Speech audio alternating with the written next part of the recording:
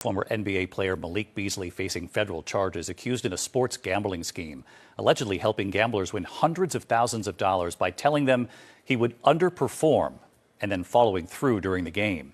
1 second left on the clock, the ball comes off the rim. Instead of letting the game end, Malik Beasley reaches up and grabs the rebound. In this 2024 game between the Milwaukee Bucks and LA Clippers, the indictment says Beasley promised to grab more rebounds than the sportsbooks predicted, soaring in the final seconds to get it done. And Beasley's going to hold on to this one. At first, it looks like one last meaningless stat in a game that's already over. But according to federal prosecutors, that rebound was not random at all.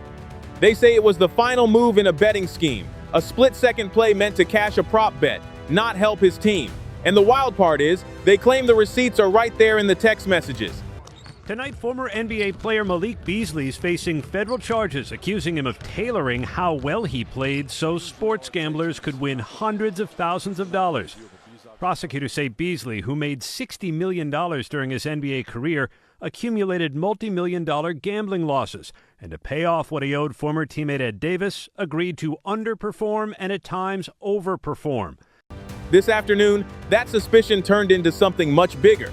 Federal charges were filed against Malik Beasley, the 9-year NBA veteran, in a case tied to point shaving and prop bet manipulation. ESPN reported that his own attorney confirmed the charges, making it official. Former NBA players Malik Beasley and Edward Davis, along with 4 others, are indicted for their roles in an alleged sports gambling scheme. According to the indictment, Beasley lost millions of dollars gambling during his 9-year NBA career. He allegedly schemed to pay off losses by manipulating games in which he was playing by either under or overperforming. Beasley and Davis are the 5th and 6th current or former NBA players to be indicted on federal sports gambling charges. Beasley is expected to surrender to federal authorities this week, but the charge itself is only the surface of what makes this story so shocking. The real twist is how fast everything around him collapsed. Go back exactly 1 year, to the 29th of June 2025. At that point, Beasley was not some forgotten role player trying to hang on. He was coming off the strongest season of his career with the Detroit Pistons.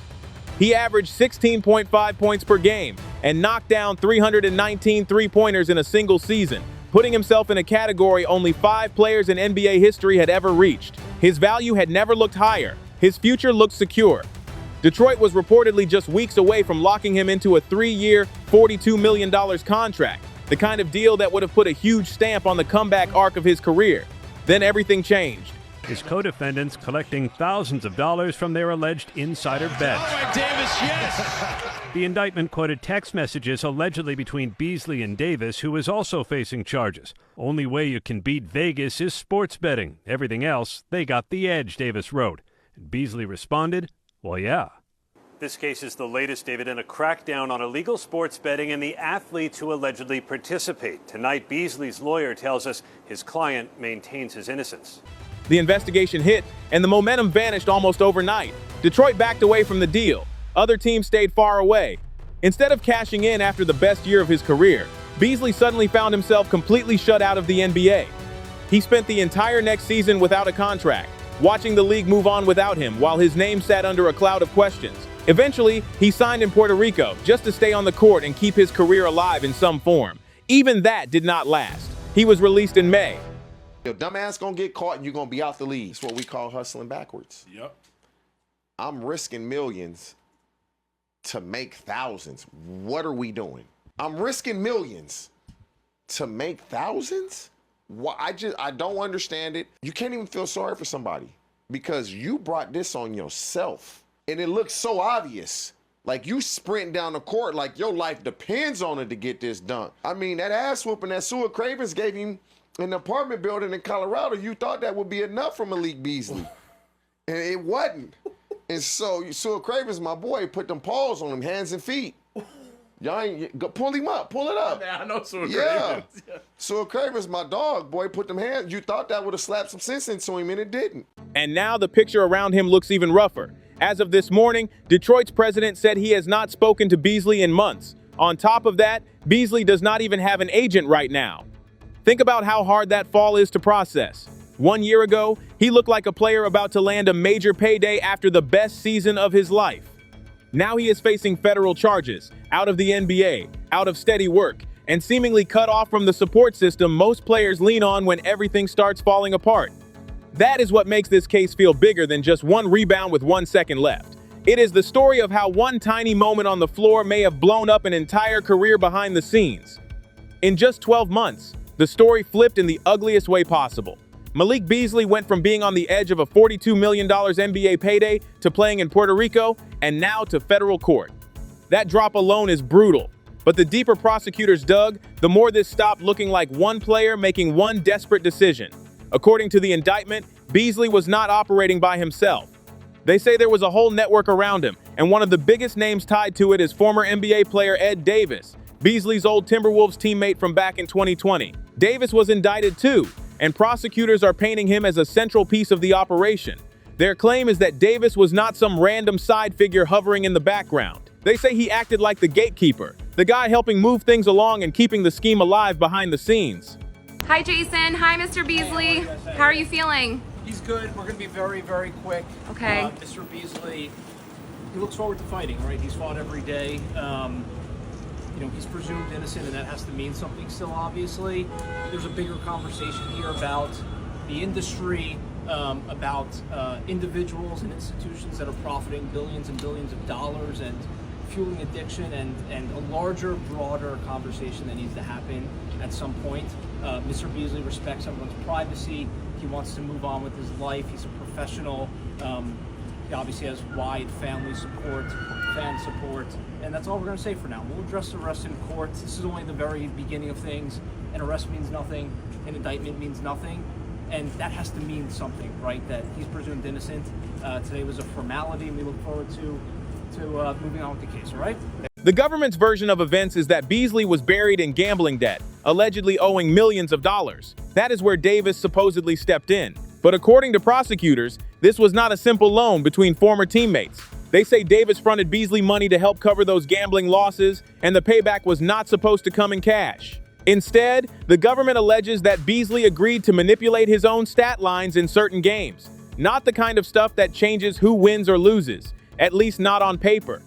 They are talking about individual numbers people bet on every night, rebounds, points, and other player props that can swing huge amounts of money with one small play. To the average fan, a missed rebound or a low-scoring night might not look suspicious at all, but to someone holding the right prop ticket, it could mean everything. That is what makes this case hit differently. Prosecutors are not claiming Beasley needed to throw a whole game or blow a lead in the final seconds. Their theory is much more targeted than that. They say the alleged plan was to quietly manipulate certain personal stats while the final score stayed untouched. On the surface, the game still looks normal. The team can still win, the crowd goes home, and most people never notice a thing. But underneath that, one player's numbers could be nudged just enough to cash a bet or kill one. That is the heart of the accusation. And the case does not stop with Beasley and Davis. 6 people in total were charged. Along with those 2, prosecutors also named 4 others, including an active NBA player agent, Paolo Zamorano. That detail matters because it suggests this was not just a private mess between a struggling player and an old teammate. The government is treating it like a broader operation, with multiple people allegedly playing different roles. The list of charges is heavy too.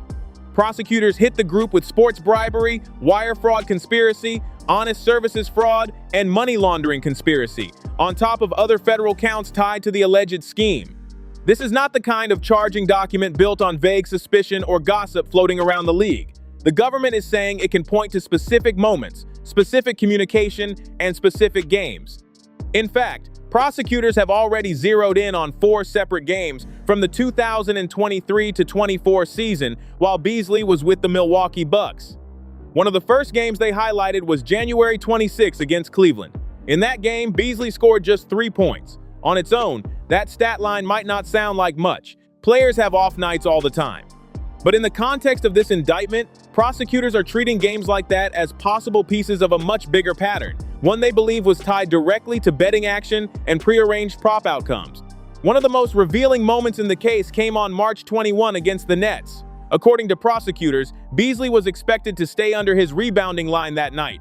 Instead, he went over. That mattered because, if the government's timeline is right, people tied to the alleged scheme had money riding on that outcome going the other way. When Beasley finished above the number, those bets got crushed, and prosecutors say the fallout did not stay quiet. The co-conspirators allegedly lost money, and the frustration turned straight toward Ed Davis. That detail matters because it cuts against the idea that every game was some perfectly controlled operation. If the indictment is accurate, this was not a smooth machine where every result landed exactly how the group wanted. Sometimes the plan allegedly missed. Sometimes the numbers went the wrong way. And when that happened, the money disappeared fast. That is part of what makes the government's evidence so striking. They are not just pointing to games where a prop hit. They are also pointing to moments where the alleged plan broke down and people inside the circle reacted in real time. Then there is the play that made it directly into the federal indictment, the one prosecutors seem to view as one of the clearest snapshots of what they say was happening. March 10, Bucks versus Clippers. The game is basically over. Just 1.1 seconds remain. In that tiny window, Beasley grabs a rebound, enough to push him over his prop line. To most fans, it looks like nothing.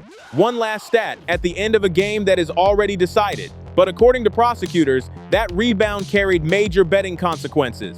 And this is where the case gets even more damaging, because the government says it has the messages to back up the suspicion. Prosecutors preserved text exchanges from co-defendants, and one of those messages allegedly described the play in blunt detail, saying Beasley pushed Connaughton out of the way, and that they were 1.1 seconds away from losing thousands of dollars. That is the kind of evidence prosecutors love to put in front of a jury because it is not built around vibes or guesswork.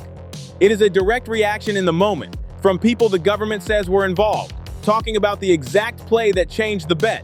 If those messages hold up in court, they could become one of the most damaging parts of the entire case.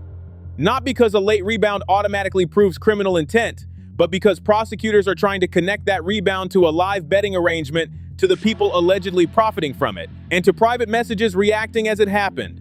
That is a much heavier picture than just saying a player had a strange stat line one night. And Beasley is not the only recognizable basketball name caught up in this broader federal gambling sweep. Over time, the investigation has touched multiple current or former NBA figures, which is a big reason this story keeps getting bigger. Jontay Porter has already pleaded guilty. Terry Rozier has publicly denied wrongdoing, and based on public reporting, has not been charged in this case as of now. Other basketball names have surfaced in connection with related gambling investigations and allegations, though the legal status of each person is not the same. And it is important not to lump every name into the exact same category. Some have been charged, some have entered pleas, and some have only been mentioned in reporting around the wider probe. What is clear is that federal investigators are not treating this like one isolated incident involving one player making one bad choice. The scope is much wider than that. The broader crackdown has reportedly pulled in more than 30 people, including alleged bookmakers and organized crime figures, which tells you the government believes this reached far beyond one locker room or one betting slip. By the time you zoom out and look at the full picture, the Beasley case starts to feel less like a bizarre one-off and more like one piece of a much larger gambling scandal moving through pro basketball. The U.S. attorney did not soften the message at all. Prosecutors said this alleged scheme erodes the integrity of American sports and victimizes the sports-watching public. That line tells you exactly how the government wants this case to be seen. Not as one player slipping up, not as one reckless bet gone wrong. They are framing it as something much bigger, a network of people allegedly working around the edges of professional basketball, using access, money, debt, and player props to turn live games into betting opportunities. And that is the part that should make the league nervous. Because Malik Beasley is only 29 years old. This is not a player at the very end of a long career with nothing left to lose. A year ago, he was in a completely different place.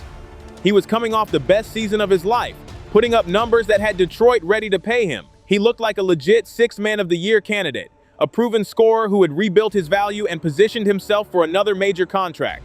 Fast forward 12 months, and that version of the story is gone. Now, instead of negotiating a payday, he is reportedly coordinating a surrender with the federal government. As long as these charges are hanging over him, it is hard to imagine any NBA team touching him. Technically, the Pistons still hold certain rights and could offer him up to $7.2 million, but that feels more like a technical footnote than a realistic outcome. At this point, the gap between what Beasley was about to become and where he is now is almost hard to process. 1 year ago, the conversation was about his market value. Today, it is about indictments, co-defendants, text messages, and whether his NBA career has effectively already ended before a verdict is even reached. But the biggest question in all of this is not just about Beasley. It is about the environment around him and whether the league helped create the exact kind of pressure cooker that made something like this possible. Because look at where the NBA is right now. Sports betting is not sitting off to the side anymore. It is built into the experience. The league has official sportsbook partnerships. Betting odds are part of broadcasts, part of social media, part of the conversation before tip-off and after the final buzzer. And it is not just about who wins the game. The market now lives in the tiny details. How many points a player scores, how many rebounds he grabs, whether he finishes with 6 assists instead of 7, whether he makes 2 threes or 3.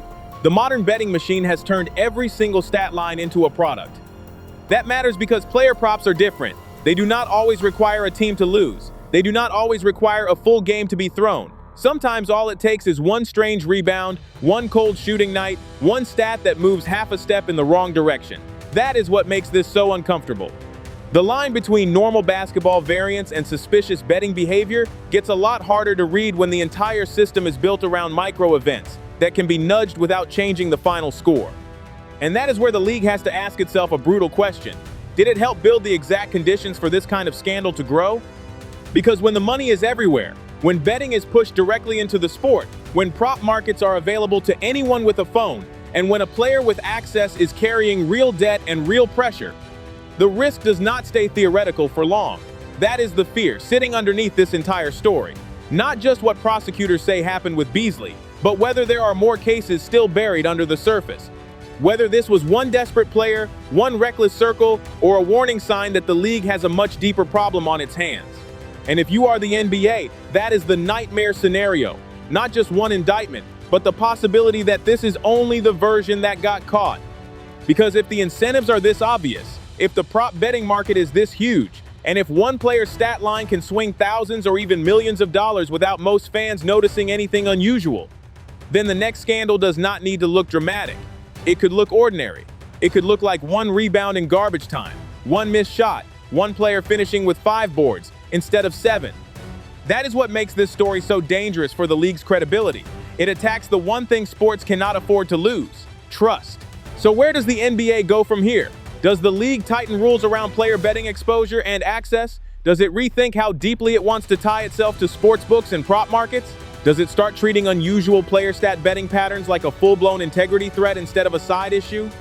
And maybe the biggest question of all, how many more names are still out there, still under review, still waiting for their turn to show up in an indictment?